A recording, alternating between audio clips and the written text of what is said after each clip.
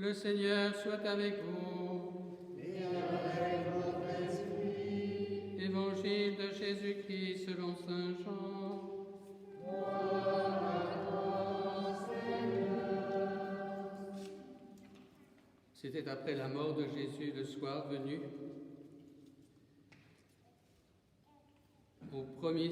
En ce premier jour de la semaine, alors que les portes du lieu où se trouvaient les disciples étaient verrouillées par crainte des Juifs, Jésus vint et il était là au milieu d'eux. Il leur dit « La paix soit avec vous ». Après cette parole, il leur montra ses mains et son côté. Les disciples furent remplis de joie en voyant le Seigneur. Jésus leur dit de nouveau, la paix soit avec vous. De même que le Père m'a envoyé, moi aussi je vous envoie. Ayant ainsi parlé, il souffla sur eux et il leur dit, recevez l'Esprit Saint. À qui vous remettrez ses péchés, ils seront remis. À qui vous maintiendrez ses péchés, ils seront maintenus. Acclamons la parole de Dieu. Louange à toi, Seigneur Jésus.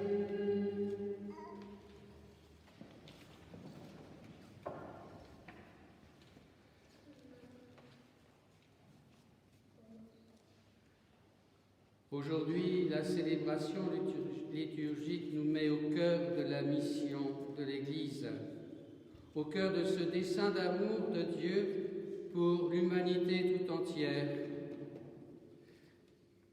Elle nous permet d'accueillir d'une manière nouvelle cette offrande du mystère de l'Église évangélisatrice.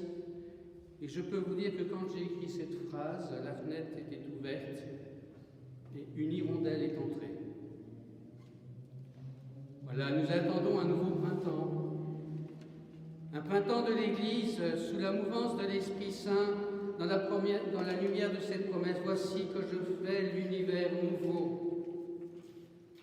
Dans cette double dimension de la foi, une dimension personnelle et aussi une dimension ecclésiale. Une dimension personnelle tout ordonnée à notre sanctification personnelle, mais qui est tout ordonnée à la construction du corps du Christ, le corps mystique. Et l'évangile de Saint Jean nous dit que cette unité du corps du Christ, elle est évangélisatrice.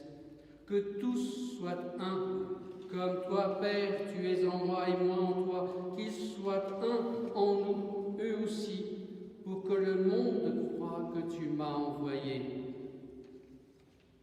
Oui, voilà une dimension de la mission de l'Esprit Saint dans ce dessein d'amour pour l'humanité tout entière et qui réclame de nous cette docilité pour que nous puissions témoigner que Jésus est vraiment l'envoyé du Père.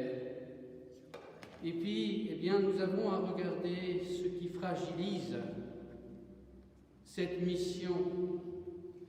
Et aujourd'hui, eh bien, je crois que c'est un sujet qu'on n'apporte pas beaucoup, mais qui pourtant nous mine tous et on l'entend souvent. C'est le libéralisme spirituel. Il y a un libéralisme économique, mais qui a des répercussions énormes sur notre libéralisme spirituel et qui existe depuis bien longtemps dans l'Église, mais de fait, c'est la spiritualité des bancs vides. Oui, il y a des places inoccupées. La place inoccupée de ceux qui ont jugé pas nécessaire de participer à la vie de l'Église. Sont-ils conscients de l'impact d'un tel choix? Ils prétendent aimer le Christ sans l'Église. Ils prétendent écouter le Christ, mais non l'Église. Ils prétendent être au Christ en dehors de l'Église. Ce n'est pas moi qui le dis, c'est le pape Paul VI. Dans une très belle encyclique, Evangelii Nuntiandi. Et dans les jours à venir, si vous avez l'occasion de lire cette encyclique, pour prolonger ce temps de Pentecôte, cette encyclique a été écrite en 1975, c'est le début du renouveau charismatique dans l'Église catholique. Voilà. Comment, nous dit le pape aussi, comment aimer le Christ sans aimer l'Église? Il l'a aimée et il s'est livré pour elle, nous dit saint Paul.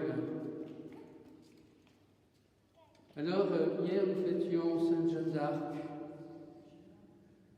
Sainte Jeanne d'Arc qui a mené le bon combat. Elle est en procès avec l'Église, dans un procès complètement falsifié qui va la condamner à mort, parce que c'est le but de ce procès. Et pourtant, elle professe. Pour moi, le Christ et l'Église, c'est tout un.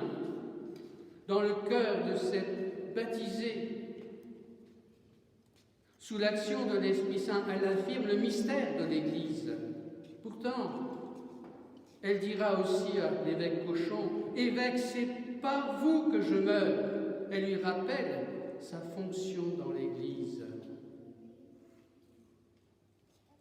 Et il faut le regard d'un professionnel comme Jacques Trémollet de Villers, un avocat de renom qui a étudié le procès de Jeanne d'Arc et qui a, d'un œil professionnel, à regarder comment Jeanne d'Arc a été inspirée dans tout son procès, alors qu'elle n'avait pas fait d'études de droit.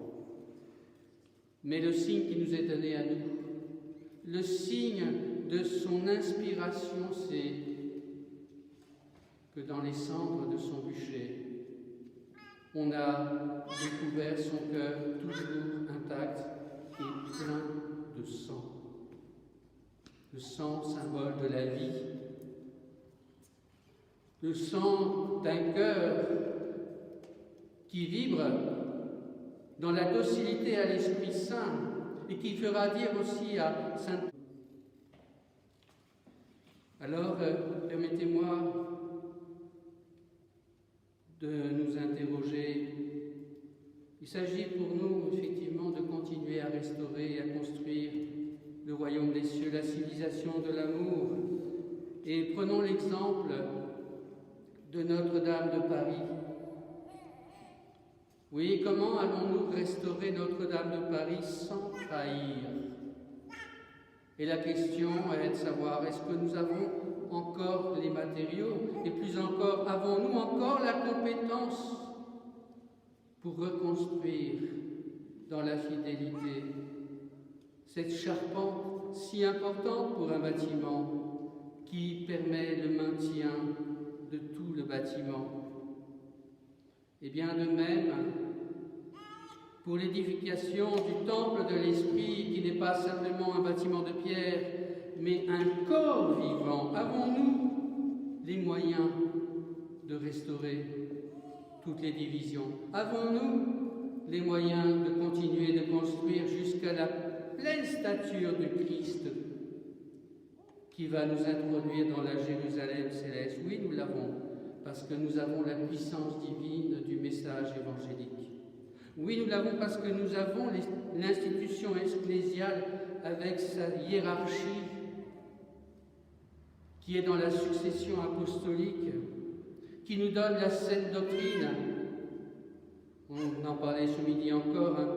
C'est vrai qu'il y a eu des papes qui ont eu une vie dissolue, mais aucun n'a eu un enseignement de l'Église qui allait contre la foi et contre les mœurs. Aucun.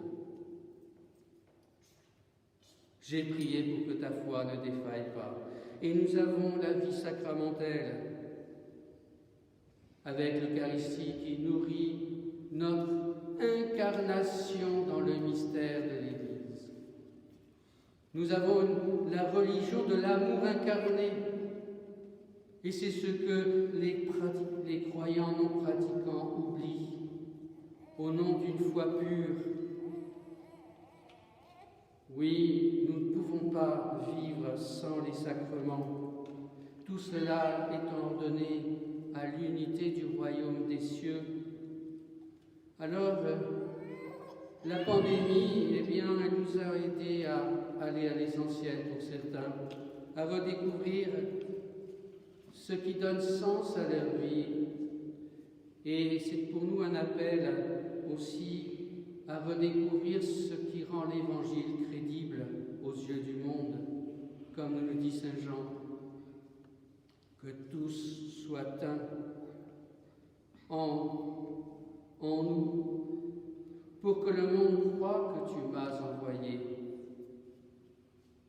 Oui, cela est nécessaire et nous devons peut-être demander en ces temps particuliers un charisme.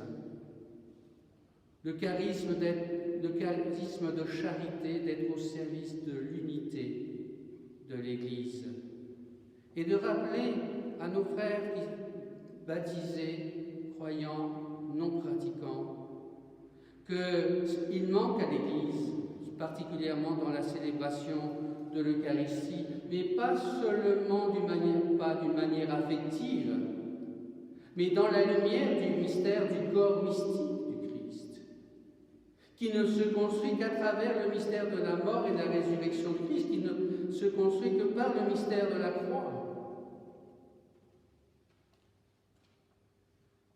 Et que c'est par cette voie que Jésus répand dans nos cœurs la vraie joie. Je vous ai dit tout cela pour que vous ayez ma joie et ma joie en plénitude, la joie qui vient du cœur de Jésus transpercé à la croix, libéré,